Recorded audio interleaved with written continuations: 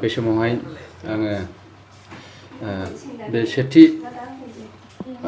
रायजो बड'लेण्डनि गायसनथाय दिनाव गाहाय आलासि हिसाबै बाहागो लानानै खोब गोजोननाय मोनदों जे जोङो साफ्रोमबो जोंनि निउस पर्टाल बा निउस बुथुमगिरि बिथांमोननिसिम आङो बेखौनो गुरै खावलायदों दा दिनै बेयो मोनसे समाज फोसाबनायनि बेबायदि निउस पर्टालफोरा मोनसे एकदम गोनांथार बिजों होननानै आं सानदों दा बेनिखायनो जाय बिथांमोना दिनै निउस पर्टालफोराव खामानि मावदों दा बिथांमोना जाहाथे समाजनि गाफ्रोमबो गोदोसोनानै थानाय रायजो राजाफोरखौ लानानै बा माबा मोनसे जोंनि समाजाव हामजायै खामानिफोर जानाय दा बेफोरबायदि गासिबो जोङो जाय खबरखौ जोङो रायजो राजाफोरनो होनानै बिथांमोननि थाखाय जोङो लाबोनो हायो दा बेबायदि खामानि मावनायानो जोंनि बे रादाब बुथुमगिरि एबा निउस पर्टालफोरनि खामानि होननानै आं सानदों आरो बे खामानिखौ सैथोयै जुदि मावोबा जोंनि रायजो जानायाव साफ्रोमबो जोंनि रायजो राजा बिदा फंबाय हिसाबै जोङो थांनानै थागोन होननानै आं सानदों बेनिखायनो नैबे खोथाखौ गोसोआव लानांगोन जोंनि जाय बिथांमोना दिनै बे निउस पर्टालाव खामानि मावदों जे बेबायदि बियो मोनसे समाज फोसाबनायनि नागारथावै मोनसे खामानि होननानै आं सानदों बेनिखायनो जाय बिथांमोना दिनैहाय नोंथांमोना बेबायदि दायथ'खौ लाबायब्ला जाहाथे बयनिबो थाखाय बेबायदि रायजो राजानि थाखाय मोजां खामानि मावो दा बेखिनिखौ आङो गुरै खावलायबाय बे समावहाय आङो बेखिनिखौनो बुंनानै दिनैनि बे सेथि रायजो बड'लेण्डनि गायसनथायफोराव बाहागो लानानै जोबोद गोजोननायखौ जासिदों आरो नोंथांमोननि बे मिडिया साफ्रोमनोबो आङो आंनि गोजोननाय आरो मोजां मोननायखौ जासिबाय दा बेखिनिखौनो आङो बुंनानै दोनथ'नाय जाबाय। सेथि रायजो बड'लेण्डनि जि गायसनथाय सान बे हाबाफारिखौ लोब्बा लानानै गासिबो जोंनि बर' हारि माहारिखौ अननाय आरो मोजां मोननायखौ गिबियावनो आं बिथांमोननो जासिहरनाय थाबाय। दिनै आं बेखौनो नोंथांमोननि सिगाङाव खावलायनो लुगैदों आं सासे रायजो बड'लेण्डनि मेनेजिं डाइरेक्टर हिसाबै फैगौ जोङो 2022आव जों मोनफ्रोमबो जोंनि इन्टार बिटिआरआव जोङो बेबायदिनो जोङो रायजो बड'लेण्डनि रिपर्टार्सफोर जोङो होनाय जागोन बेखिनि हाबाफारिखौ आं नोंथांमोननि सिगाङाव खावलायबाय जायफ्रा गोसो गुदुं बिथांमोना रायजो बड'लेण्डआव कन्टेक्ट खालामनो हागोन आरो जों सानदों बे रायजो बड'लेण्डनि गेजेरजों गोबां जोंनि समाजाव जाय गाज्रि जाथायफ्रा जाबोगासिनो दं आरो जाय ओरैबायदि मोनसे समयसाफोर जाय बिथिंखौ जोङो नाहरबाबो नुहुरस'वा दा बेफोरखौ थांनानै खना खनला थांनानै जोंनि रिपर्टारफ्रा जाहाथे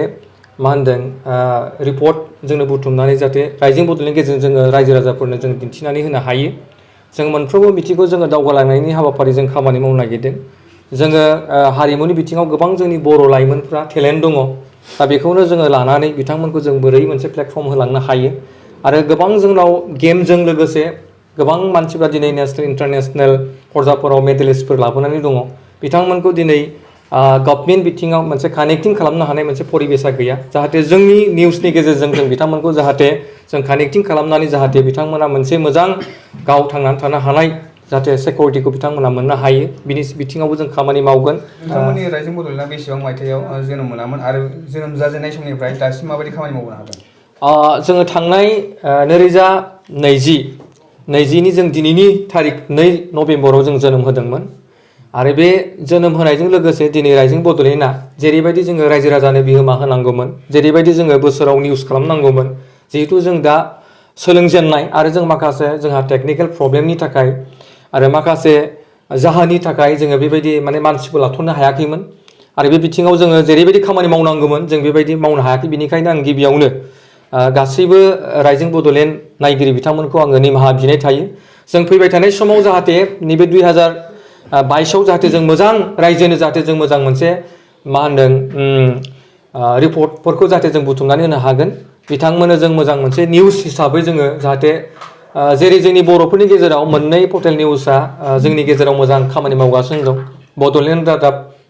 आरो बेजों लोगोसे बड'लेण्ड बुब्लि थिग बेबायदिनो बिथांमोन बायदिनो जोंनि रायजो बड'लेण्डआबो जाहाथे उन खारफानानै जाहाथे खामानि मावलांनो हायो बे बिथिंजों जोङो नोजोर होगोन आरो आं सासे मेनेजिं डाइरेक्टर हिसाबै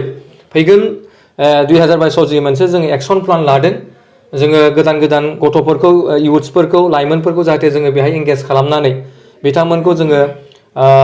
रादाब बुथुमनायनि बिथिङाव जों बिथांमोनखौ खामानि मावहोगोन आरो बेजों लोगोसे जों बिथांमोननो जि हायो जाहाथे बिथांमोननि थांना थानाय राहा लामाखौबो जों जाहाथे जेरै हायो जों बिथांमोननो खालामनायनि मोनसे सुबिदाखौ लादों आरो फैबाय थानाय समाव मोनफ्रोमबो जोंनि बिटिआरआव साब डिभिजन वाइसआव जोङो रिपर्टार हरनाय जागोन जोङो मोनब्रै जिल्लायाव जिहेतु जोंहा दा मोनबा जिल्ला जाबाय बाक्साजों आरो जोंहा नैबे गसाइगावआवबो जिल्ला जानो थांगासिनो दङ जिहेतु जोंहा जिल्ला जायोब्ला मोनफ्रोमबो साब डिभिजन वाइसआव जोङो जोंनि रायजो बड'लेण्डनि जोङो रिपर्टारफोर जोङो एपइन्टमेन्ट होनाय जागोन बेखिनिखौ आं खावलायबाय आरो फैबाय थानाय समाव जोङो जेरै जोङो नैबे थांनाय 2021आव जोङो गोबां माने निउसखौनो जों हगारनो हायाखैमोन खिन्थु फैगोन समफोराव जोङो कन्टिनिउ जोङो 2022निफ्राय जों निउस हरनो हायो रायजोनि जोंबो अनसायजायो बे रायजो बड'लेण्ड निउस हिसाबै बेखिनिखौनो आंनिफ्राय आसा थायो आरो